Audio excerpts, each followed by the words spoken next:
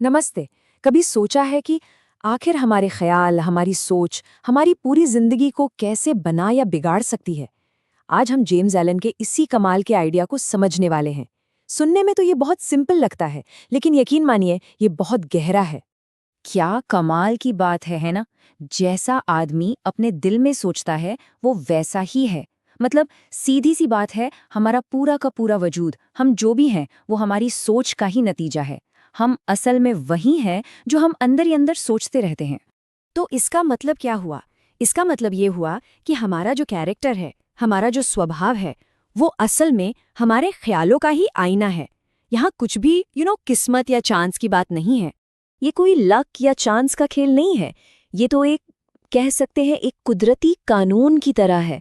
जैसे इस दुनिया में हर एक्शन का एक रिएक्शन होता है, ठीक वैसे ही हमारे दिमाग में आने वाले हर एक ख्याल का कोई ना कोई असर जरूर होता है, कोई ना कोई नतीजा निकलता ही है।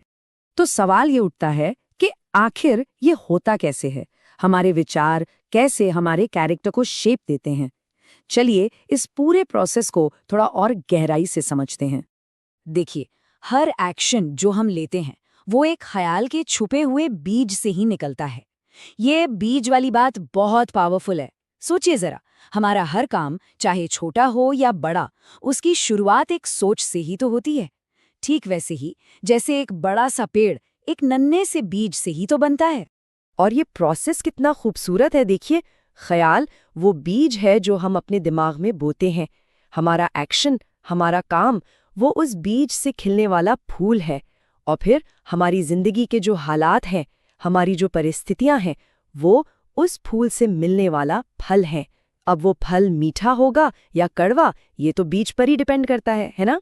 मतलब एकदम साफ है, हमारी सोच ही वो फैक्ट्री है जहां हम या तो खुद को तबाह करने वाले हथियार बनाते हैं या फिर एक शानदार जिंदगी बनाने वाले औजार। और ये चॉइस, ये चुनाव पूरी तरह से हमारा अपना होता है। अच्छा, अब बात करते हैं कि हमारी अंदर की दुनिया, मतलब हमारा कैरेक्टर, और हमारी बाहर की दुनिया यानी हमारे हालात, ये दोनों आपस में जुड़े कैसे हैं। देखिए, हमारा मन ना एक बगीचे की तरह है। और बगीचे का नियम क्या है? अगर आप उसमें अच्छे काम के पौधे नहीं लगाएंगे तो क्या होगा? अरे भाई, जंगली घास फूस, बेकार की खरपतवार तो अपने आप ही उग जाएगी, है ना? मन का भी यही हाल है। तो होता क्या है, जब हमारे दिमाग में डर, शक और कंफ्यूजन जैसे ख्याल घूमते रहते हैं तो नतीजा क्या होता है? नाकामी और दूसरों पर निर्भरता। वहीं दूसरी तरफ अगर हम हिम्मत, आत्मविश्वास और फैसला लेने वाले विचारों को जगा दें तो हमें कामयाबी और आज़ादी मिलती है। सीधे सीधे हमारे ख्याल ही असलियत में ढल जाते हैं। और ये बात गांठ बांध लेने वाली है।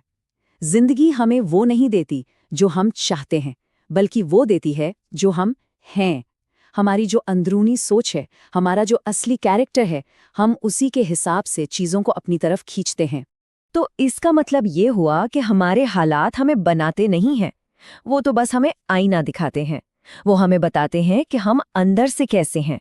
तो अगर बाहर के हालात ठीक नहीं हैं, तो ये एक सिग्नल है। सिग्नल कि अब अंदर झांकने का, अपनी सोच को बदलने का वक्त आ गया है। ठीक है, तो विचारों का असर कैरेक्टर और हालात पर तो होता है, पर क्या हमारी सोच का असर हमारे शरीर पे, हमारी हेल्थ पर भी पड़ता है? चलिए देखते हैं। इसका जवाब है बिल्कुल। हमारा शरीर हमारे मन का गुलाम है। वो वही करता है जो हमारा मन उसे करने को कहता है।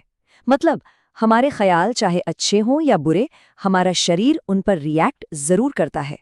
और इसका असर बहुत गहरा होता है। डर और खौफ के ख्याल किसी को गोली की तरह तेजी से खत्म कर सकते हैं। लगातार चिंता और टेंशन बीमारियों के लिए दरवाज़ा खोल देती है। गंदे ख्याल हमारे नर्वस सिस्टम को तोड़ कर रख देते हैं। वहीं दूसरी तरफ मजबूत, साफ और खुशनुमा सोच हमारे शरीर में एक नई जान और खूबसूरती भर देती है। कहते हैं ना कि एक उदास या गुस्सैल चेहरा अचानक नहीं बन जाता। ये तो सालों की उदास और गुस्सैल सोच का नतीजा होता है। सच है, हमारे चेहरे पर जो भाव दिखते हैं वो हमारी आदतों और हमारी सोच की ही तो छाप हैं। ठीक है, अब तक ये तो समझ आ गया कि विचारों में कितनी ताकत है। पर अब असली सवाल ये है कि इस ताकत को इस्तेमाल कैसे करें, अपने ख्यालों के मालिक कैसे बने। चलिए अब इस पर बात करते हैं। हाँ, तो मालिक कैसे बने? देखिए, यही वो सवाल है जो हमें अपनी जिंदगी का सिर्फ एक तमाशबीन होने से रोककर उसका क्रिएटर, उसका निर्माता बनाता है। और इसका जवाब छिपा है अपनी सोच को काबू करने में। एक बात समझनी बहुत जरूरी है, जब तक हमारी सोच का कोई मकसद नहीं होता, कोई लक्ष्य नहीं होता, तब तक कुछ भी ढंग का हासिल नहीं हो सकता। बिना लक्ष्य के ख्याल यहाँ वहाँ भटकते रहते हैं और इसी भटकाव से कमजोरी, डर और शक पैदा होते हैं। तो खुद पर काबू पाने का, सेल्फ कंट्रोल का शाही रास्ता क्या है? सबसे पहले अपने दिल में एक मजबूत, एक सही मकसद तय करें। फिर उसे अपनी सोच का सेंटर पॉइंट बना लें, मतलब हर वक्त उसी के बारे में सोचें। और तीसरा, उसे पाने के लिए खुद को पूरी तरह से झोंक दें। यकीन मानिए, इस रास्ते पर चलकर सबसे कमजोर इंसान भी मजबूत बन सकता है। तो आखिर में एक सवाल अपने आप से पूछने के लिए छोड़ जाते हैं। अगर ये सच है कि हमारे हालात हमारी अंदर की दुनिया का आईना है, तो आज, अभी, वो आईना हमें हमारे बारे में क्या बता रहा है? सोचिएगा जरूर।